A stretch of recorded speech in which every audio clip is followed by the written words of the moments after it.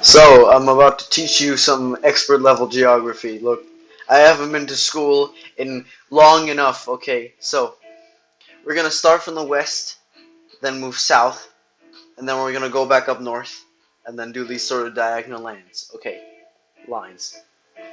So, first, the most important continent, the continent of the United States of America.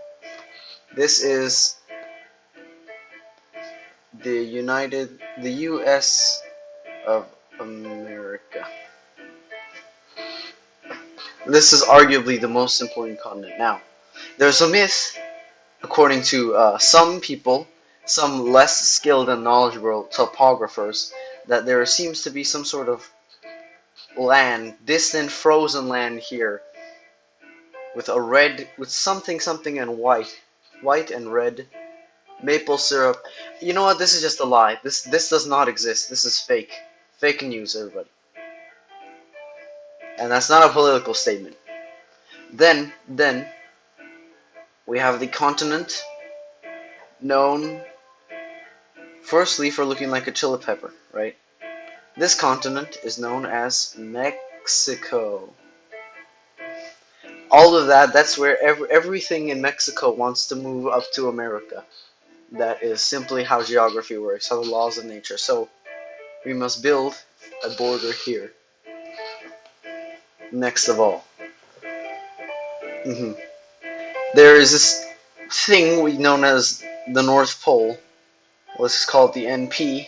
No one, this is irrelevant. Irrelevant. No one cares about that. Okay, moving back, we have this sort of weird shape. Now this is no, let's take a more fitting color. Let's take yellow.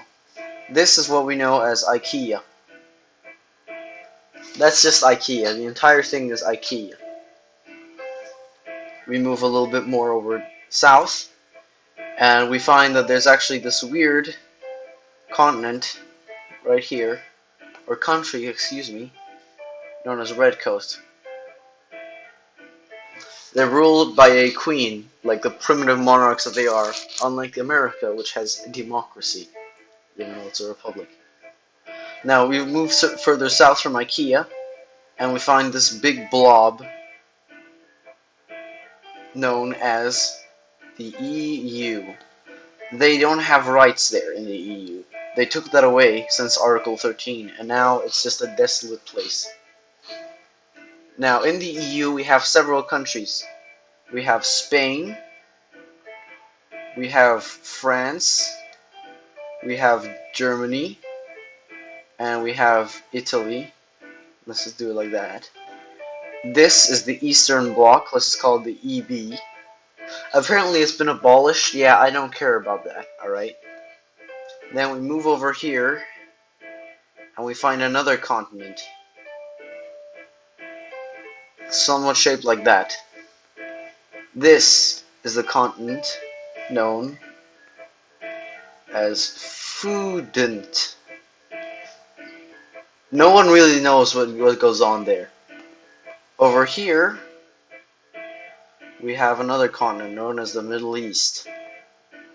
Here, there is a country in the Middle East known as Israel, or the Holy Land. That's some weird Catholic things. Oh, Protestants don't care about that. If you're a true Protestant, you don't even know what that is. Now over here, this big blob, this is the continent of Commuland. Now in the Commuland country, we have two countries in Commuland. We have Russia and we have China. This is where everything is made except for siblings. Now, right next to China, we have this place. Apparently, its flag is red. We just call this Chinatown. This is where most of the Chinese cartoons come from. Now, if you look at this beautiful map of the world, you might think, something seems like it's missing. That's because of most of the fairy tales. There's this almost dragon-shaped land here. That's not right. Okay, let's. I have at least some standards. Almost dragon-shaped land that kind of looks like Africa. I'm sorry, Fudent. That's its formal name. They call it Australia. Now, if we simply take this name and we flip it upside down, we will have it written as the natives do. This country also does not exist. Country, continent, it's the exact same thing. So, this map is a comprehensive one of the world.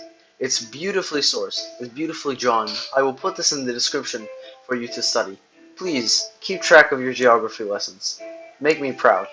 Have a nice day, everybody. Have a nice day.